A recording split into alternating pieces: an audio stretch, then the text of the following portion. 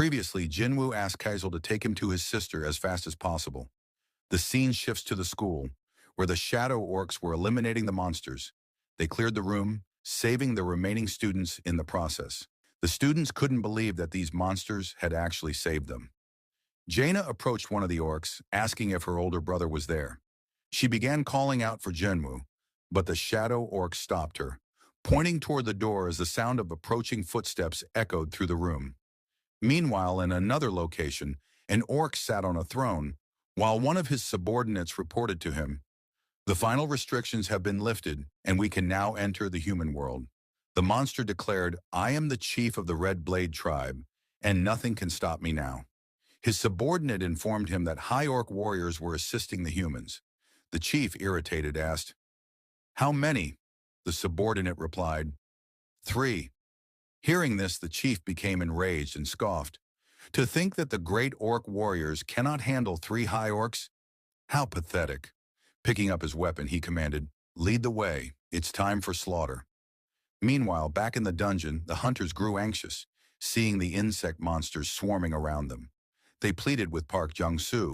They feared that if the monsters considered them enemies, they wouldn't stand a chance. Park Jung-soo, however, insisted they couldn't just leave. "If we back out now, there will be no way to deal with the reporters outside. We can't stop just because we're afraid of some summons." Just then, Baru suddenly approached him. Seeing Baru up close, Park Jung-soo was terrified but kept his composure. He said, "Let's go." In an instant, Baru vanished and reappeared in front of him, startling him so much that he fell to the ground. Without a word, Baru tossed something toward him before turning to leave. The rest of the hunters rushed to check on Park Jung-soo, asking if he was all right and whether they should follow the monsters. Instead, he told them, "First, let's take a look at this." As they examined what Baru had brought, they realized it was the head of the Death Knight. Staring at it in shock, Park Jung-soo muttered, "It killed the highest-ranked monster in an instant. To think they're this strong." He asked if anyone still wanted to quit, but when he looked up, he was the only one still sitting. The rest of the hunters had already started following Baru and the other monsters. Back at the school, the Shadow High Orcs were trying to protect Gina from the attacking orcs, but the chief was too powerful for them. He declared, "Orc tattoos are a symbol of victory. They are proof of how many enemies I've slain." He then attacked, taunting, "Keep me entertained, High Orc warriors." However, one of the Shadow High Orcs blocked his strike, impressing the chief. "You managed to stop my sword," he said, "but you have no chance." With that, he sliced through them. Yet the soldiers began regenerating instantly. The chief was stunned. Is this some kind of spell? No matter how much he cut them, they kept coming back. Suddenly, he started hearing voices in his head, urging him to kill humans. "It's getting worse. I need to end this quickly." Realizing the soldiers were likely controlled by someone, he thought, "If they move because of magic, I just need to take care of their controller." His eyes then locked onto Jaina, hiding behind the High Orcs. He ordered his minions to seize her, instructing them to keep attacking while the High Orcs were momentarily powerless during regeneration. Slowly, they overwhelmed all 3 shadow soldiers. Panic spread among the students as the chief grabbed Gina by the mouth, lifting her into the air. "As I suspected, it's you. I can sense the magic power." Gina trembled in fear. But just as the chief prepared to finish her, something outside the window caught his attention. He let go of her, his expression twisting into shock. A massive shadow was descending rapidly toward them. Feeling its power, the chief was overwhelmed. Something is coming, something terrifying. He warned his minions to brace for impact, just as Jin-Wo crashed into the building, sending the chief flying. Jin-Wo gently patted Gina's head. "You're safe now." Meanwhile, the chief struggled to his feet, staring at Jin-Wo and Kaisel in fear. "I am Garrick Daru, chieftain of the Red Blade." But Jin-Wo cut him off. "Shut up and wait." Instead, he turned to Gina, who was still trembling and crying. Hugging her tightly, he whispered, "I'm sorry for being late." Checking on the others, he turned to Han Sung-yi. "Are you okay?" She shook her head. Noticing the red mark on Gina's face, Jin-Woo's eyes burned with fury. Without hesitation, he summoned Igris. "Protect Gina." Then, glaring at the remaining orcs, he commanded his shadow soldiers, "Take the students and head downstairs." As one orc attempted to flee, Jin-Wo growled, "I said don't move." Once the students had evacuated, the orc leader confronted him. "So those immortal high orcs were your soldiers. Who are you, and how do you speak our language?" Jin-Wo, however, was in no mood for conversation. Seeing his rage, the orc warned his minions, "He won't answer. Attack!" The orcs charged. The first swung his axe, but Jin-Wo caught his hand mid-swing, crushing his fingers before slamming him to the ground. Then, without hesitation, he stomped on the orc's head, ending him instantly. Seeing this, two more orcs lunged. Using Dominator's touch, Jin-Wo stopped them in midair and clenched his fist, turning them both into mush. Now furious, the remaining orcs swarmed him, but Jin-Wo tore through them mercilessly, pushing forward until only one orc remained. The last orc, trembling in fear, found itself pinned to the wall by Dominator's touch. Jin-Wo grabbed it by the mouth. "Why?" he demanded. "Why do your kind want to kill humans so badly?" The orc, terrified, confessed, "The voices in our heads tell us to kill." Jin-Wo narrowed his eyes. "And what about now? Can you hear those voices when you're near me?" The orc stammered, begging for forgiveness. Jin-Wo tightened his grip. "Answer me. Do you hear them now?" When the creature failed to respond, Jin-Wo summoned his dagger. "As I thought, I'm not even human in your eyes, am I? But it doesn't matter. I'll forgive you." His eyes gleamed darkly as he raised his blade. "Just don't expect the process to be painless." Back in the dungeon, young Cha Hyen was pulling on something, saying, "Don't you know how expensive that is?" She was trying to stop one of the shadow ants from eating a monster. She told it that vampires were very valuable and not to eat them, but the ant scratched her shoulder and continued devouring the monster. Seeing this, Baru approached her and started healing her injuries. She thanked him while thinking, "How can a summoned creature cast better healing magic than me?" As they entered the boss room, they saw a monster hovering in the air, surrounded by several minions. The hunters recognized them as the Arch-Lich and 10 Death Knights. Park Jong-soo recalled the incident in China, where a famous guild called Gold Dragon was annihilated by an Arch-Lich, which led to a dungeon break. He thought it was impossible for any normal A-rank hunter to defeat such a monster. As he was deep in thought, one of the hunters alerted the group that more undead were approaching from the rear. Park Jong-soo quickly ordered Cha Hyen to block the entrance with her magic. She created a barrier at the entrance, preventing the undead from entering. "I can hold this for only 5 minutes," she informed them. As Park Jong-soo considered their next move, he noticed Baru advancing toward the Arch-Lich. The boss immediately recognized him as a shadow soldier of the Monarch and demanded to know why the Monarch's personal army was attacking them. Baru chuckled and said, "We were chosen by the Monarch, and you weren't." The Arch-Lich refused to believe it. "That cannot be. I will personally report this to the Monarch." Baru simply laughed. "You talk too much for someone about to die," he said, leaping forward and grabbing the glowing essence from the Lich's chest. The monster screamed in agony as Baru crushed the orb in his hand. With the boss defeated, all the undead soldiers within the dungeon began to collapse and disappear. The hunters stood in shock, unable to believe that Baru had killed an Arch-Lich in a single move. After the battle, Baru let out a triumphant roar. Watching him, Park Jong-soo thought, "I knew he was strong, but this strong." He then reflected on Sung Jin-Wo's power. He figured that Jin-Wo likely couldn't command all his summons at once, as doing so would rapidly drain his mana. However, based on their overwhelming strength, even if Jin-Wo only summoned half of his army, he could still wield a force more powerful than a major guild. Back at the school, the Hunter Association had arrived to control the situation. Jin-Wo was sitting with Chairman Go Gun-hee in his car. The chairman informed him that the 213 students who had quickly escaped were all safe, while only 10 others were rescued from the building. However, all the remaining students were gone.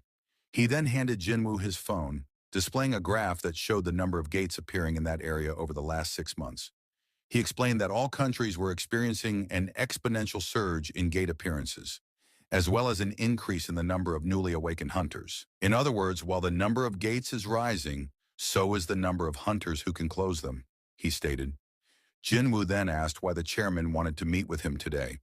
In response, Go Gun-hee handed him a stack of documents, explaining, "People from Japan, the United States, China, Russia, France, the UK, Germany, and even some countries in the Middle East wish to meet with you. These documents contain their official requests." He added that some had likely already reached out through unofficial channels. While the association could protect Jin-Woo's personal information as he had requested, they had no right to stop these foreign parties from making contact. The chairman then urged Jin-Woo to consider staying in Korea, emphasizing that if he were to leave, the country would struggle to adapt to the global changes occurring. As they neared a hospital, the chairman informed Jin-Woo that this was where his younger sister, Gina, had been taken. As Jin-Woo prepared to leave, Go Gun-hee assured him that he would provide whatever resources were necessary if he chose to remain in Korea.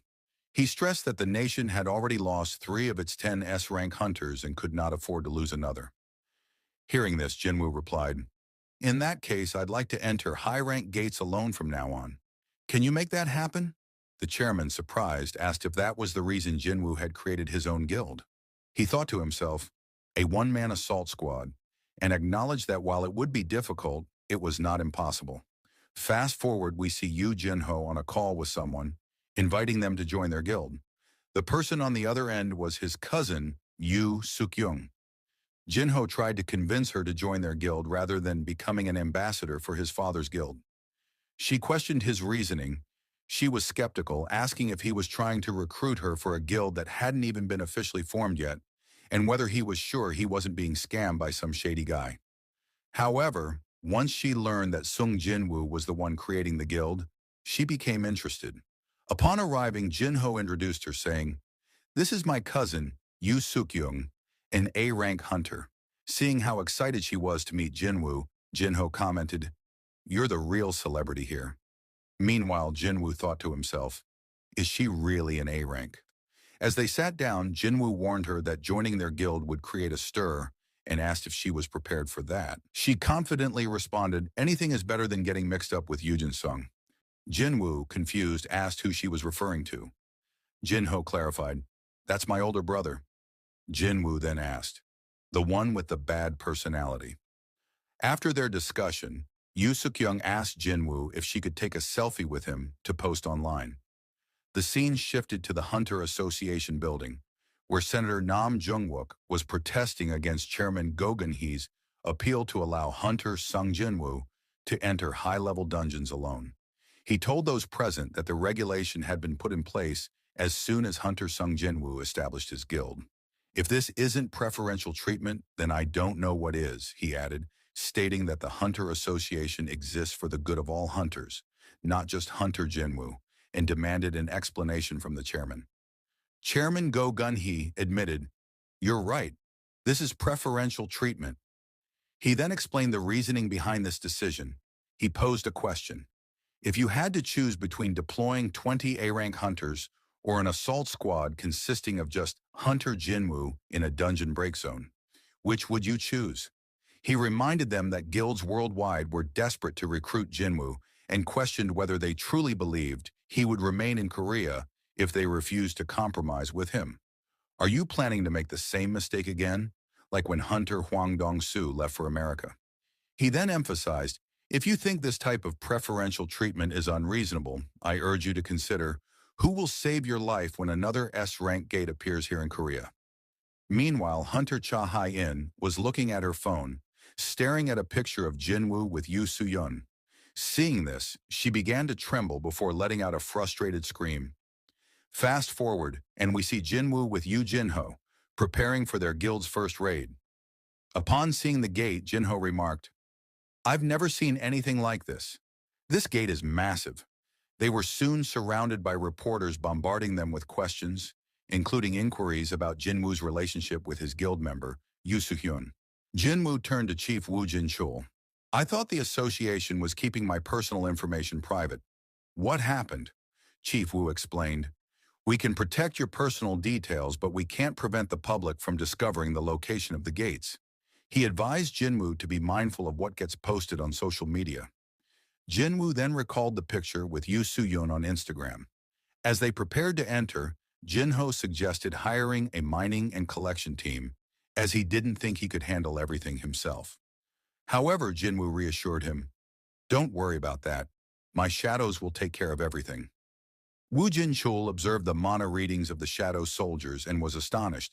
All of them were B rank or higher. He commented, "A squad like this is more than qualified for a raid permit into an A-rank gate." It became clear that Jin-Woo was making a mockery of those arguing over whether this was preferential treatment. Woo Jin-chul then announced, "I've been ordered by the chairman to observe your raid. He wants to confirm whether this is truly a safe idea. Would it be all right if I accompany you as a representative of the inspection team, just for today?" Jin-Woo smirked and asked, "Are you sure you'll be okay in there with us?" Woo Jin-chul was puzzled by the question. Fast forward a few minutes, and we see Woo Jin-chul sweating profusely as he witnesses Jin-Woo's shadow soldiers effortlessly tearing through A-rank monsters. This is an A-rank monster. A Naga, he thought. Even elite hunters with exceptional combat and magic abilities would struggle against these creatures. Yet Jin-Woo's army overwhelmed them with ease, their regenerative abilities making them nearly unstoppable. His gaze locked onto A.R.I.S. That one is especially powerful. He watched as the blood-red commander effortlessly dispatched multiple enemies with his sword. Woo Jin-chul then noticed something else. Only mages of the highest caliber can wield lightning magic. Is that really an A-rank? Realizing it was likely even stronger, he wondered, if I were to fight that thing one-on-one, would I even stand a chance? As the battle continued, Woo Jin-chul spotted an ant-like shadow munching on a dead monster. Jin-Woo swiftly kicked the ant, sending it flying into the ceiling. "I told you not to eat those. Do you have any idea how valuable these corpses are?" He then turned to his lower-ranked soldiers and ordered, "Get back to mining those mana crystals." Seeing him work, Woo thought, he's capable of clearing an A-rank dungeon, retrieving corpses, and mining mana crystals all by himself. This isn't just a one-man assault squad. After all the minions were dead, the boss finally appeared. Seeing the creature, Jin-Woo ordered his soldiers, "Those of you who are still working can stay. The rest of you return." Woo asked him, "Why did you have the other soldiers leave?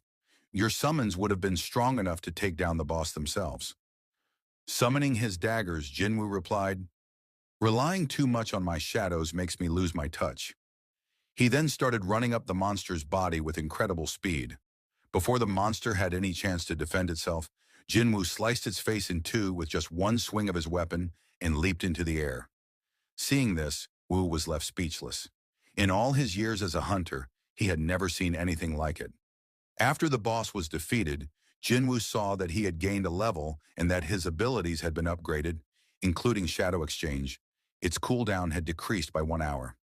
Seeing this, Jin-Woo thought, the cooldown goes down by an hour for every level I gain.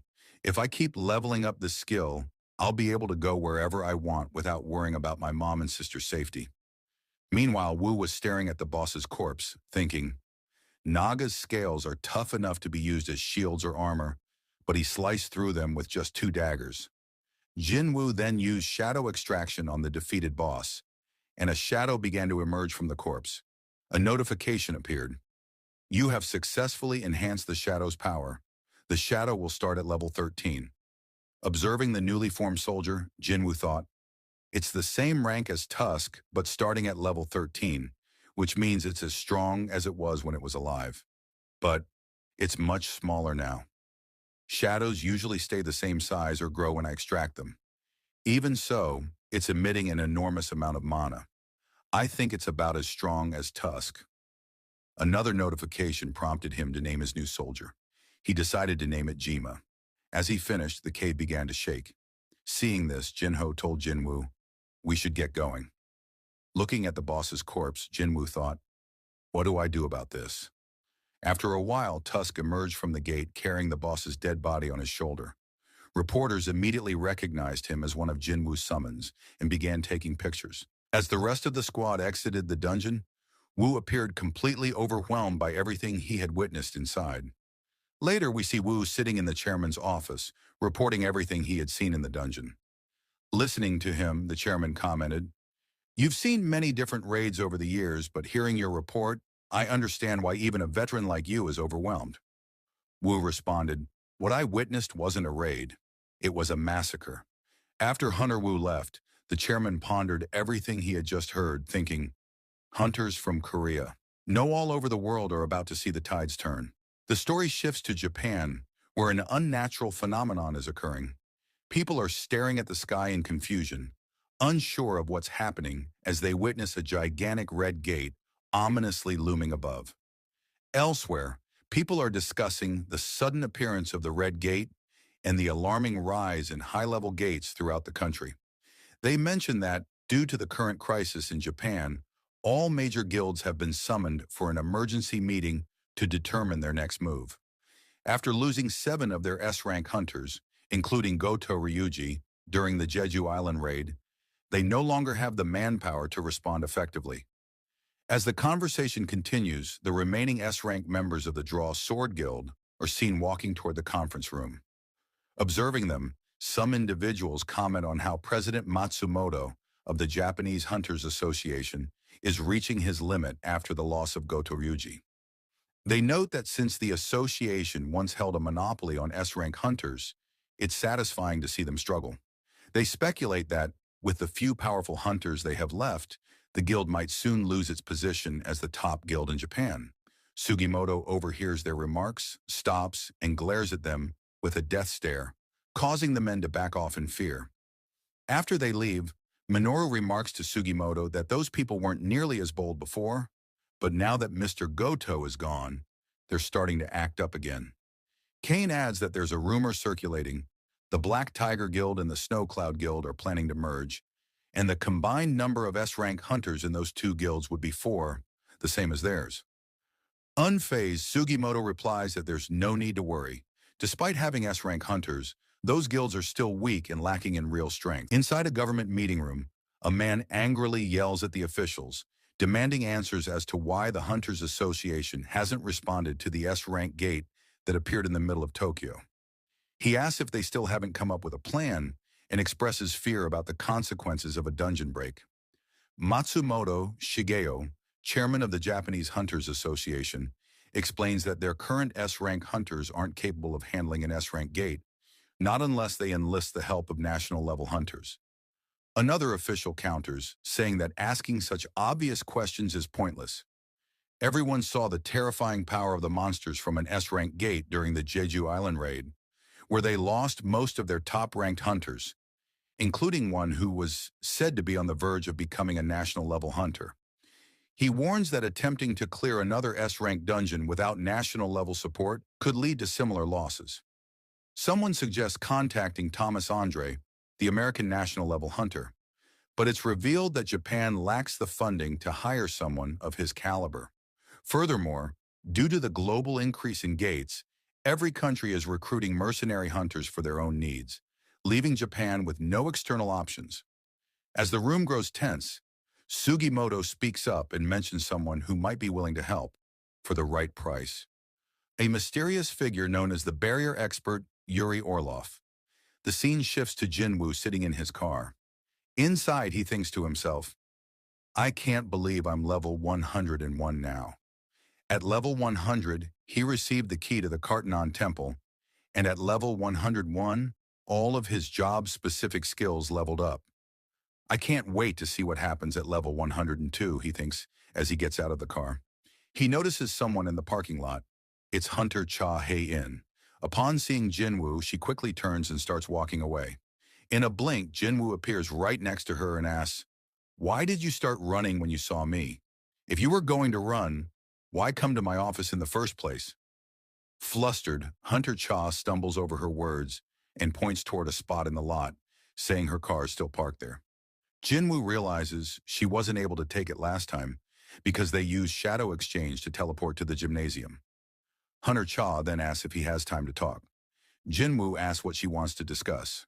In her mind, she recalls the photo she saw of him with Lee Ju-hee and wonders why he chose Ju-hee over her, even though she herself is an S-rank hunter.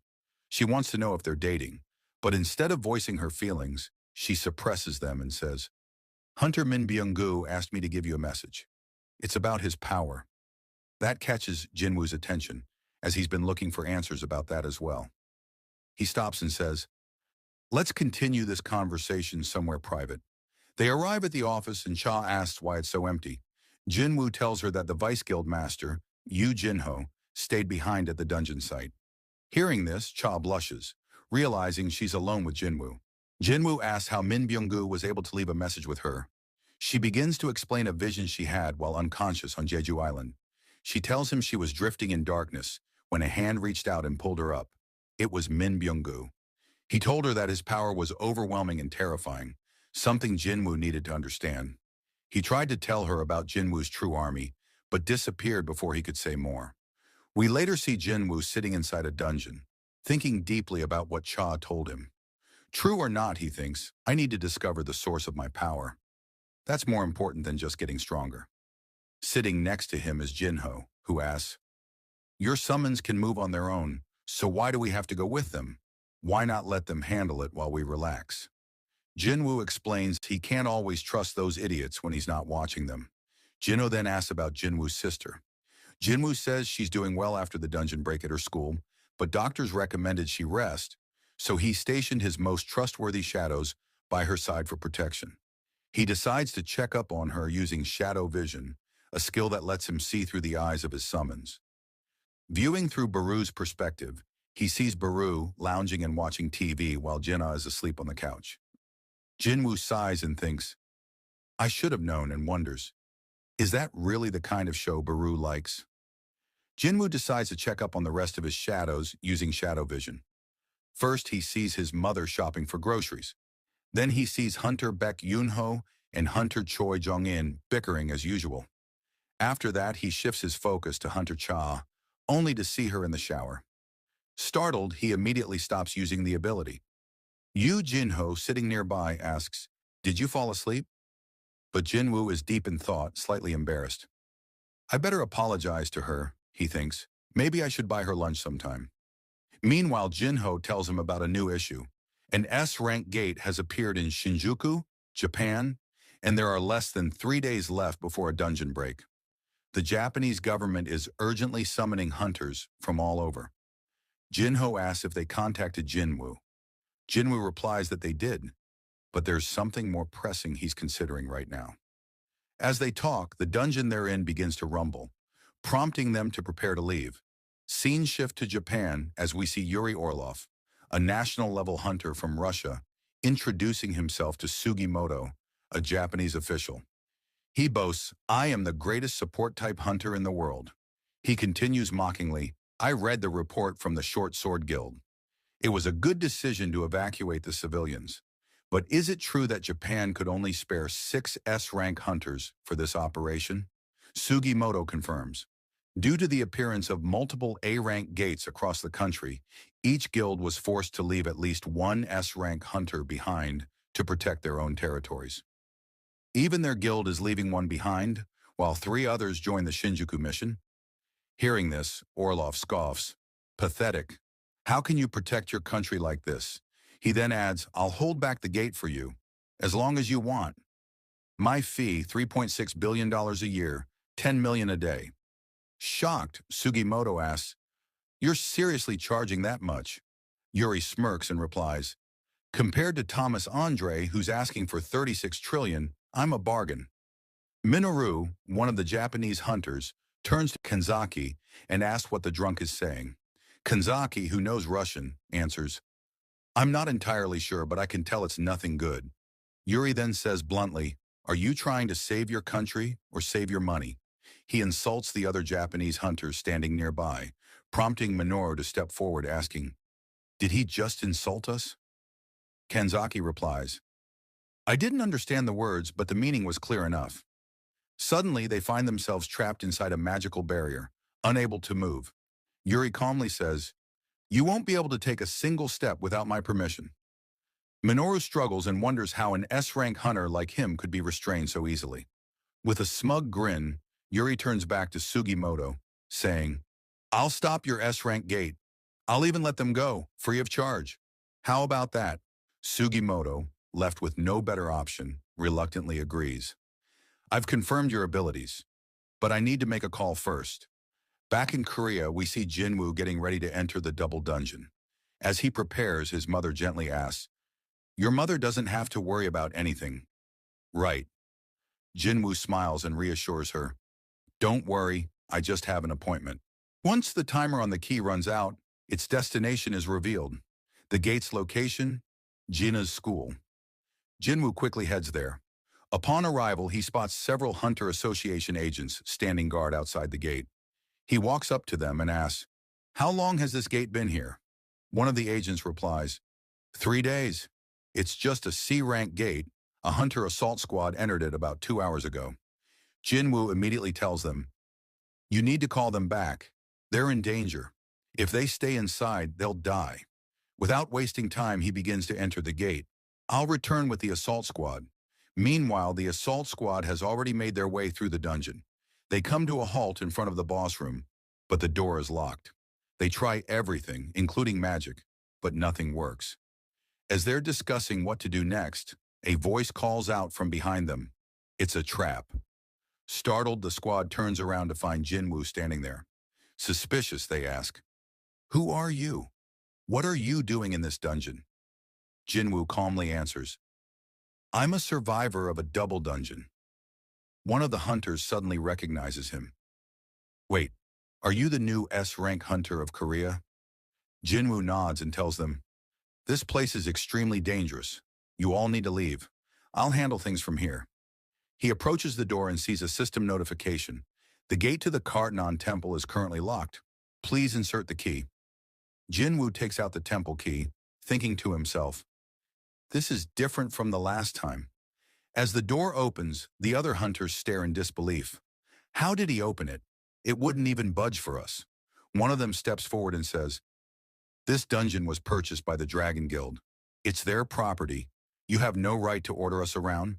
The others echo similar thoughts. Jin-Woo replies firmly, "I won't stop you. Anyone who wishes to enter the gate, please feel free to enter." One of the hunters steps forward and enters the room. Instantly, Jin-Woo receives a system alert. An individual without the temple key has entered. Access denied. Suddenly, a stone statue comes to life and swings its massive sword toward the intruder. Just in time, Jin-Woo grabs the hunter from behind and pulls him out of the room, saving his life. He looks at them all and says, "Every monster in this dungeon is like that. Are you still willing to enter?" Turning back toward the gate, Jin-Woo instructs the squad, "Contact the Hunter Association immediately. Tell them a double dungeon has appeared." With that, he enters the boss room alone. The door slams shut behind him, sealing him in. As he steps inside, the room begins to light up. Dozens of stone statues stand silently around him, casting long shadows. Among them, a winged statue holds a stone slab with inscriptions. At the center of the room, an entity sits motionless, surrounded by the statues. Jin-Woo steps forward and speaks to himself. "This is where it all began. I've returned, but it feels different now. I can feel it in my bones." Looking at the statues, he says, "These aren't monsters, nor are they living beings. They're just puppets. Puppets controlled by something or someone. There's only one source of magic in the room." He walks toward it and asks, "Won't you say anything? Why won't you answer me?" Suddenly, the winged statue comes to life and says, "At last, you have arrived." The episode ends here. Thank you so much for watching.